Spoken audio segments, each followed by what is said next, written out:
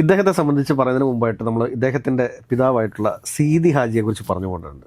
കാരണം സീതി ഹാജിയിൽ നിന്നുള്ള ഒരുപാട് കാര്യങ്ങൾ ഇദ്ദേഹത്തിന് കിട്ടിയിട്ടുണ്ട്. ഈ സീതി ഹാജി കഥകൾ എന്ന് പറഞ്ഞു കഴിഞ്ഞാൽ അതിങ്ങനെ ഒരുപാട് കാര്യങ്ങളുണ്ട് ഇങ്ങനെ പറയാനായിട്ട്. KM ഷാജിയുടെ നിലപാട് വ്യത്യസ്തമായിരുന്നു, അതോടൊപ്പം തന്നെ PK ബഷീറിൻ്റെയും നിലപാടുകൾ വ്യത്യസ്തമായിരുന്നു. എന്നാൽ ഇപ്പോൾ ഇവർ സ്വീകരിച്ചുകൊണ്ടിരിക്കുന്ന നിലപാടുകൾ എന്ന് പറഞ്ഞു കഴിഞ്ഞാൽ ഏവരെയും അമ്പരിപ്പിച്ച് കളയുകയാണ്.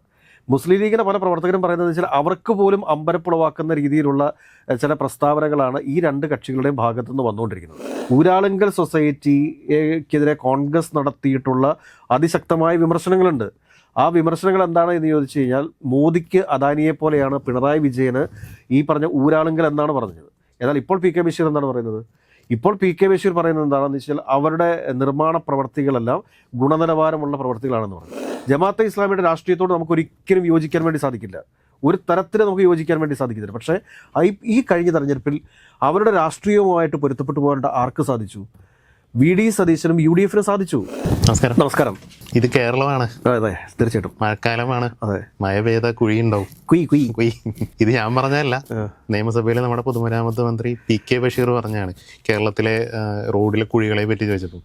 അത് നമുക്ക് പാച്ച് വർക്കൊക്കെ ചെയ്ത് തൽക്കാലം മുന്നോട്ട് പോകാം, ഞങ്ങൾ വന്നിട്ടല്ലേ ഉള്ളൂ എന്നാണ് അയാളുടെ മറുപടി. കുറച്ച് നാൾ മുന്നേ ഇതുപോലെ പകർച്ചവ്യാധികൾ പടർന്നു പിടിക്കുന്ന സമയത്തും ഒരു ചോദ്യം ചോദിച്ചപ്പോൾ ഇത്തരത്തിലുള്ളൊരു മറുപടി നമുക്ക് കിട്ടിയിരുന്നു. മറ്റൊരു ശാസ്ത്രം, കൊതുക് 700 മീറ്റർ ഉയരത്തിൽ ഇങ്ങനെ ഉയർന്നു പറക്കും, അതുകൊണ്ട് അതെ, അതുകൊണ്ടാണ് ഇങ്ങനെ പറഞ്ഞത്. അപ്പോൾ അദ്ദേഹത്തിൻ്റെ ഈ നർമ്മ സംഭാഷണങ്ങൾക്കപ്പുറം ഇപ്പോൾ കഴിഞ്ഞ ദിവസം ഊരാളുങ്കൽ സൊസൈറ്റീനെ പിന്തുണച്ചിട്ടും അദ്ദേഹം രംഗത്ത് വന്നിരുന്നു. ഇതൊക്കെ വിചിത്രമായ കാര്യങ്ങളാണ് കേട്ടോ. ഈ നർമ്മത്തിനപ്പുറം മറ്റെന്തെങ്കിലും നടക്കുന്നുണ്ടോ? ഇദ്ദേഹത്തെ സംബന്ധിച്ച് പറയുന്നതിന് മുമ്പായിട്ട് നമ്മൾ ഇദ്ദേഹത്തിൻ്റെ പിതാവായിട്ടുള്ള സീതി ഹാജിയെക്കുറിച്ച് പറഞ്ഞുകൊണ്ടുണ്ട്. കാരണം സീതി ഹാജിയിൽ നിന്നുള്ള ഒരുപാട് കാര്യങ്ങൾ ഇദ്ദേഹത്തിന് കിട്ടിയിട്ടുണ്ട്. ഈ സീതി ഹാജി കഥകൾ എന്ന് പറഞ്ഞു കഴിഞ്ഞാൽ അതിങ്ങനെ ഒരുപാട് കാര്യങ്ങളുണ്ട് ഇങ്ങനെ പറയാനായിട്ട്. ഇപ്പം നമ്മളൊരു ടെൻഷനൊക്കെ അടിച്ചിരിക്കുന്ന സമയമാണെങ്കിൽ സീതി ഹാജി കഥകൾ എന്നും പറഞ്ഞുകൊണ്ട് യൂട്യൂബിലോ ഫേസ്ബുക്കിലോ ഒക്കെ അടിച്ചു കൊടുത്തു കഴിഞ്ഞാൽ, ഇൻസ്റ്റയിലൊക്കെ അടിച്ചു കൊടുത്തു കഴിഞ്ഞാൽ ഇങ്ങനെ ഓരോന്ന് ഇങ്ങനെ വന്നുകൊണ്ടിരിക്കും. അപ്പോൾ അതിൽ ഒരു കഥ നമുക്ക് പറഞ്ഞുകൊണ്ട് തന്നെ തുടങ്ങാം. അതായത് സീതി ഹാജി കഥകളിലാണ്. ഒരു ദിവസം ഇദ്ദേഹത്തിൻ്റെ മണ്ഡലമായിട്ടുള്ള കൊണ്ടോട്ടിയിൽ കൂടി ഇങ്ങനെ ഒരു കാറിൽ യാത്ര ചെയ്തുകൊണ്ടിരിക്കുകയാണ്.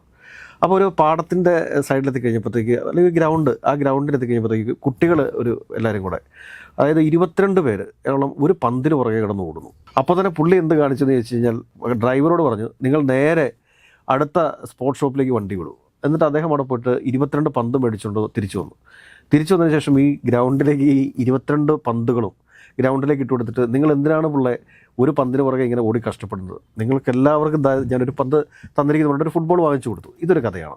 ഇത് കൂടാതെ തന്നെ വേറൊരു പ്രധാനപ്പെട്ട കഥ എന്ന് പറഞ്ഞു കഴിഞ്ഞാൽ, ഇദ്ദേഹം മലപ്പുറത്ത് ഹിസ്റ്ററി കോൺഗ്രസ് നടക്കുകയാണ്. അപ്പോൾ ഈ ഹിസ്റ്ററി കോൺഗ്രസ് നടക്കുന്ന സമയത്ത് അദ്ദേഹം അതിലൂടെ പോകുന്ന സമയത്ത് ഇതുണ്ട് ഹിസ്റ്ററി കോൺഗ്രസ് എന്ന് പറഞ്ഞിട്ട്. അപ്പോൾ ഉടനെ തന്നെ ഇദ്ദേഹം പിന്നീട് AK ആന്റണിയെ കണ്ട സമയത്ത് AK ആന്റണി ചോദിച്ചു, നിങ്ങളുടെ കോൺഗ്രസ് വീണ്ടും പിളർന്നല്ലേ? കാരണം ഹിസ്റ്ററി കോൺഗ്രസ് എന്നുണ്ട്. ഇങ്ങനെ ഒരുപാട് കഥകളുണ്ട്. ഇത് കൂടാതെ തന്നെ ഫ്ലൈറ്റിൽ കയറുന്നു ഇദ്ദേഹം. ഫ്ലൈറ്റിൽ കയറിയതിന് ശേഷം ഇദ്ദേഹം ഫ്ലൈറ്റിൽ നിന്ന് ഇറങ്ങാൻ വേണ്ടി തുടങ്ങുന്നു. അപ്പം മിസ്റ്റർ ഹാജി പ്ലീസ് വെയിറ്റ് എന്ന് പറഞ്ഞു. അപ്പോൾ വെയിറ്റ് എന്ന് പറഞ്ഞു. അപ്പോൾ വെയിറ്റ് എന്ന് പറഞ്ഞു കഴിഞ്ഞപ്പോഴത്തേക്ക് ഉടനെ പുള്ളിക്കാരൻ പറഞ്ഞു 72 kg എന്ന് പറഞ്ഞിട്ട് പുള്ളി അവിടെ നിന്ന് ഇറങ്ങി താഴേക്ക് പോകുന്നു. ഇങ്ങനെ ഒരുപാട് കഥകളാണ് ഈ സീതി ഹാജിയുടെ പേരിലുള്ളത്. സമാനമായ രീതിയിൽ തന്നെ നമ്മൾ നിയമസഭാ പ്രസംഗങ്ങളെടുത്ത് പരിശോധിക്കുന്ന സമയത്ത് ഏറെ രസകരമായിട്ടുള്ള രീതിയിൽ മറ്റ് ശത്രുക്കളെ പോലും ചിരിപ്പിക്കുന്ന രീതിയിലുള്ള പ്രസംഗങ്ങൾ നടത്തിയിട്ടുള്ള ഒരാളാണ് PK ബഷീർ എന്ന് പറയുന്നത്. അതുകൊണ്ട് തന്നെ PK ബഷീറിനോട് നമുക്കൊരു ഓമനത്വം തോന്നിപ്പോകും ഇടയ്ക്ക് ചില സമയങ്ങളിലൊക്കെ അദ്ദേഹം പറയുന്നത് കേൾക്കുമ്പോൾ. അപ്പോൾ ഈ തെരഞ്ഞെടുപ്പിന് മുമ്പ് UDF പ്രതിപക്ഷത്തിരിക്കുന്ന സമയത്ത് KM ഷാജിയുടെ നിലപാട് വ്യത്യസ്തമായിരുന്നു, അതോടൊപ്പം തന്നെ PK ബഷീറിൻ്റെയും നിലപാടുകൾ വ്യത്യസ്തമായിരുന്നു. എന്നാൽ ഇപ്പോൾ ഇവർ സ്വീകരിച്ചുകൊണ്ടിരിക്കുന്ന നിലപാടുകൾ എന്ന് പറഞ്ഞു കഴിഞ്ഞാൽ ഏവരെയും അമ്പരിപ്പിച്ച് കളയുകയാണ്.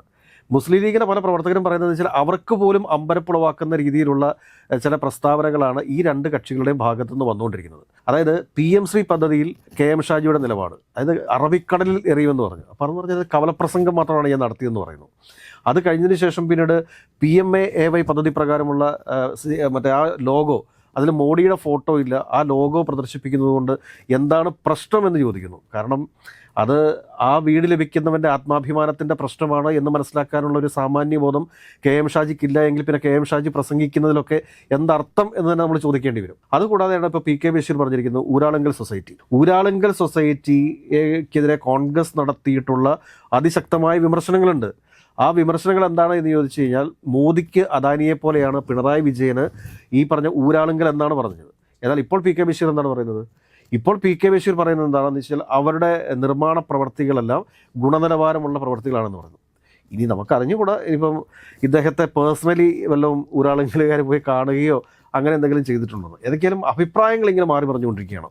പ്രതിപക്ഷത്തിരുന്നപ്പോൾ എടുത്തിരുന്ന നിലപാടുകളിൽ നിന്നൊക്കെ വളരെ വ്യത്യസ്തമായിട്ടുള്ള നിലപാടുകൾ സ്വീകരിക്കുന്നതിൽ യാതൊരുവിധ ഉളുപ്പുമില്ലാത്ത രീതിയിലാണ് പല UDF നേതാക്കന്മാരും മുമ്പോട്ട് പോകുന്നത് എന്നുള്ളതാണ് ഒരു വസ്തുത. ഇതിലെ പ്രധാന കാര്യം എന്താണെന്ന് വെച്ച് കഴിഞ്ഞാൽ ഇവരെല്ലാം മുസ്ലിം ലീഗ് നേതാക്കളാണെന്നുള്ളതാണ്, കോൺഗ്രസ് പോലുമല്ല.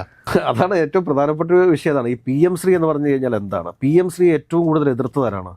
ഒരു കരാറിൽ ഒരു MOയിൽ ഒപ്പിട്ടു എന്ന് പറഞ്ഞാൽ സംസ്ഥാന സർക്കാർ ഒരു MOയിൽ ഒപ്പിട്ടു എന്ന് പറഞ്ഞുകൊണ്ട് ഈ പറഞ്ഞ PM ശ്രീക്കെതിരെ അതിശക്തമായിട്ട് രംഗത്ത് വന്നവരാണ് യൂത്ത് ലീഗാണ് രംഗത്ത് വന്നത്. MSF ആണ് രംഗത്ത് വന്നത്. ആ MSFന്റെയും യൂത്ത് ലീഗിന്റെയും ഇപ്പോഴത്തെ അഭിപ്രായം എന്താണ്? TK നവാസ് പിന്നൊന്നും പറഞ്ഞായിട്ട് ഒരക്ഷരം വേണ്ടിയിട്ടില്ലല്ലോ. തെരിയ ഫാത്തിമയുടെ അഭിപ്രായം എന്താണ്? ഇവരൊക്കെ ആയിരുന്നല്ലോ യൂത്തിന്റെയും അതോടൊപ്പം തന്നെ MSFന്റെ ഒക്കെ നേതാക്കന്മാർ. അവരെല്ലാം ഇപ്പൊ MLA-മാരും കൂടിയാ, രണ്ടുപേരും MLA-മാരുമാണ്. ഇവരുടെ അഭിപ്രായം എന്താണ്? അവർ നിയമസഭയ്ക്കകത്ത് എണീറ്റെന്ന് പറയാനുള്ള അർജവം അവർ കാണിക്കുമോ? തൈരിയ ഫാത്തിമയൊക്കെ ഇപ്പോൾ പറയുന്നത് വെച്ചാൽ അവർ സോഷ്യൽ മീഡിയയിൽ ഭയങ്കരമായിട്ട് സൈബർ അറ്റാക്ക് നേരിട്ടുകൊണ്ടിരിക്കുകയാണ് എന്നൊക്കെയുള്ള രീതിയിലുള്ള കമൻറ്റുകൾ ഒക്കെയാണ് നിയമസഭയ്ക്കകത്ത് നടത്തുന്നത്. അതോടൊപ്പം തന്നെ നിരുത്തരവാദിത്വപരമായിട്ട് പ്രളയം നടന്ന സ്ഥലത്തൊന്നും മുൻ മുഖ്യമന്ത്രിയായിരുന്ന പിണറായി വിജയൻ സന്ദർശനം നടത്തിയിട്ടില്ല. പിന്നെ ഏതൊരു കടപ്പുറത്തി എന്നപ്പോഴത്തേക്ക് അവിടുന്ന് കടപ്പുറത്ത് നിന്ന് ഓടിച്ചു വിട്ടു. ഇങ്ങനെയൊക്കെയുള്ള ഈ വാട്സപ്പ് പ്രസംഗങ്ങളാണ് തൈരിയ ഫാത്തിമയൊക്കെ നിയമസഭയ്ക്കകത്ത് നടത്തിക്കൊണ്ടിരിക്കുന്നത്. ഉത്തരവാദിത്ത ബോധത്തോടുകൂടി PM ശ്രീ ഇവരുടെ അഭിപ്രായം എന്താണെന്ന് പറയണ്ടേ? PMAY പദ്ധതിയുമായി ബന്ധപ്പെട്ട് ഇവരുടെ അഭിപ്രായം എന്താണെന്ന് പറയണ്ടേ? സംഘപരിവാർ അജണ്ടകൾക്ക് മുമ്പിൽ കീഴടങ്ങില്ല എന്ന് പറഞ്ഞേക്കുന്ന ആരാണ്? KM ഷാജി അല്ലേ? മരിക്കേണ്ടി വന്നാലും സംഘപരിവാർ അജണ്ടകൾ ഇവിടെ നടപ്പിലാക്കാൻ വേണ്ടി സമ്മതിക്കില്ല എന്ന് പറഞ്ഞിട്ടില്ലേ? എന്താ അവരെ മിണ്ടാത്തത്? അതുകൂടാണ്ട് ഞാൻ വേറൊരു കാര്യം പറയട്ടെ. മുസ്ലിം ലീഗ് അതിൻ്റെ നിലപാടുകളിൽ നിന്നൊക്കെ ഒരുപാട് വ്യതിചലിച്ചിട്ടുണ്ട്. സത്യം പറഞ്ഞു കഴിഞ്ഞാൽ ഞാനിപ്പോൾ ആലോചിക്കുന്ന കാര്യം എന്താണെന്ന് വെച്ചാൽ ജമാഅത്തെ ഇസ്ലാമിയുടെ ഒരു അവസ്ഥയാണ്. അത് വല്ലാത്തൊരവസ്ഥയാണ്. കാരണം മുസ്ലിം ലീഗിനെയും UDFനെയും അധികാരത്തിൽ കൊണ്ടുവരാൻ വേണ്ടിയിട്ട് ഏറ്റവും കൂടുതൽ അജണ്ടകൾ കഴിഞ്ഞ തെരഞ്ഞെടുപ്പിൽ സെറ്റ് ചെയ്ത ആളുകളാണ് ഈ പറഞ്ഞ ജമാഅത്തെ ഇസ്ലാമി എന്ന് പറയുന്നത്. ജമാഅത്തെ ഇസ്ലാമിയുടെ രാഷ്ട്രീയത്തോട് നമുക്ക് ഒരിക്കലും യോജിക്കാൻ വേണ്ടി സാധിക്കില്ല. ഒരു തരത്തിൽ നമുക്ക് യോജിക്കാൻ വേണ്ടി സാധിക്കുന്നില്ല. പക്ഷേ ഈ കഴിഞ്ഞ തെരഞ്ഞെടുപ്പിൽ അവരുടെ രാഷ്ട്രീയവുമായിട്ട് പൊരുത്തപ്പെട്ടു പോകേണ്ട ആർക്ക് സാധിച്ചു? VD സതീശനും UDFനും സാധിച്ചു. അപ്പോൾ നമ്മളിവിടെ പറഞ്ഞു വരുന്ന കാര്യം എന്താണെന്ന് വെച്ച് കഴിഞ്ഞാൽ ഇനി നമുക്ക് അറിയേണ്ട കാര്യം എന്താണെന്ന് വെച്ചാൽ സീതി ഹാജിയെ വെല്ലുമോ? ഇപ്പോൾ ആ ഒരു കൊതുകിൻ്റെ 700 മീറ്റർ ഉയരത്തിൽ പറക്കും എന്ന് പറഞ്ഞു. അതുകൂടാതെ തന്നെ ഇപ്പോൾ അദ്ദേഹം പറഞ്ഞിരിക്കുന്ന മറ്റൊരു കാര്യമാണ് ഈ പറഞ്ഞ മഴയുണ്ടെങ്കിൽ കുയി ഉണ്ടാവുന്നത്. അതായത് KM മുരളീധരൻ പറഞ്ഞ പോലെ തന്നെ പാമ്പിൻ്റെ മുകളിൽ ചവിട്ടി കഴിഞ്ഞാൽ അത് കടിക്കും, മറ്റേ നനഞ്ഞിരുന്ന് കഴിഞ്ഞാൽ അവിടെ പുഴു വരും എന്നൊക്കെ പറയുന്ന പോലെയുള്ള തമാശകൾ അത് മനുഷ്യൻ്റെ നിത്യജീവിതത്തെ ബാധിക്കുന്ന പ്രശ്നങ്ങളാണെന്ന് കൂടി PK ബഷീർ മനസ്സിലാക്കേണ്ടതുണ്ട്. അല്ല, അന്നത്തെ പ്രസ്താവന അത് മറ്റൊരു വകുപ്പിനെ പറ്റിയായിരുന്നു എന്തെങ്കിലും വിചാരിക്കാം. ഇപ്പം ഈ കുഴിയുടെ കേസ് പറയുന്നത് സ്വന്തം വകുപ്പിനെ പറ്റിയാണ്. പൊതുമരാമത്ത് വകുപ്പ് മന്ത്രിയാണ് ഈ കാര്യം പറയുന്നത്. അതായത് ഈ മഴക്കാലത്ത് ഈ റോഡുകളിലെ കുഴി, ഈ കുഴിയിൽ വീണ് ഏതെങ്കിലും ഒരു ജീവൻ പൊലിഞ്ഞാൽ അവിടെ ഈ നർമ്മത്തിന് സ്ഥാനമില്ല. അവിടെ ഈ നർമ്മത്തിന് സ്ഥാനമില്ലാണ്ടായി വരും. നിയമസഭയ്ക്കകത്ത് പറയേണ്ടത് ഉത്തരവാദിത്ത ബോധത്തോടു കൂടിയിട്ടുള്ള അഭിപ്രായങ്ങളാണ് പറയേണ്ടത്, അല്ലെങ്കിൽ പ്രസ്താവനകളാണ് നടത്തേണ്ടത്. അതിന് വിപരീതമായിട്ട് അതിനെ ഒരു കോമഡി സെൻ്ററാക്കി മാറ്റാൻ വേണ്ടി ശ്രമിക്കരുത്. വളരെ സീരിയസ് ആയിട്ടുള്ളൊരു കാര്യമാണ് അവിടെ ഒരു അംഗം ഉന്നയിച്ചത്. ആ അംഗം ഉന്നയിച്ച ആ കാര്യത്തെ നർമ്മബോധത്തോടുകൂടി സമീപിക്കുക എന്ന് പറഞ്ഞു കഴിഞ്ഞാൽ അത് ശരിയായിട്ടുള്ള രീതിയല്ല. നിങ്ങൾ ഞങ്ങൾക്ക് വോട്ട് തന്ന് വിജയിപ്പിച്ചു, ഞങ്ങൾക്ക് വലിയ ഭൂരിപക്ഷമുണ്ട്, അതുകൊണ്ട് ഞങ്ങൾക്ക് ഇഷ്ടം പോലെ ഞങ്ങളോട് പെരുമാറും എന്നൊരു ധാരണയൊക്കെ വെച്ച് മുമ്പോട്ട് പോയി കഴിഞ്ഞാൽ അത് വലിയ രീതിയിലുള്ള ഗുരുതരമായിട്ടുള്ള പ്രത്യാഘാതം അതുണ്ടാക്കും ഈ സർക്കാരിന്. ഒരു സംശയവും വേണ്ട. കാരണം ഇതേ രീതിയിലുള്ള മറുപടികളാണ് വരും ദിവസങ്ങളിലും നൽകാൻ വേണ്ടി പോകുന്നതെങ്കിൽ, നിയമസഭയ്ക്കകത്ത് ഇങ്ങനെയാണ് പറയുന്നതെങ്കിൽ നിയമസഭയ്ക്ക് പുറത്തെന്തായിരിക്കും പറയാൻ വേണ്ടി പോകുന്നത്? നിയമസഭയ്ക്കകത്ത് ഇങ്ങനെയാണ് പറയുന്നത്. കാരണം കേരളത്തിലെ മുഴുവൻ ആളുകളും കണ്ടുകൊണ്ടിരിക്കുകയാണ്. ആ കണ്ടുകൊണ്ടിരിക്കുന്ന നിയമസഭയ്ക്കകത്ത് നിന്നുകൊണ്ടാണ് ഈ പറഞ്ഞ PK ബഷീർ പറയുന്നത് മഴ ഉണ്ടായാൽ കുഴി ഉണ്ടാവുന്നു. എന്താകുമോ എന്തോ. അത് കാട്ടിലെ തടി തേവരുടെ ആന വലിയോടെ വലി. ഇത് തന്നെ അപ്പുറത്തേക്ക് വേറെ എന്താ നമുക്ക് പറയാൻ പറ്റുക? വേറെ ഒന്നും പറയാൻ വേണ്ടിയിട്ടില്ല. ഇത് അനുഭവിക്കുക തന്നെ, അല്ലാണ്ട് അതിൻ്റെ അപ്പുറത്തേക്ക് വേറെ ഒന്നും പറയാനില്ല.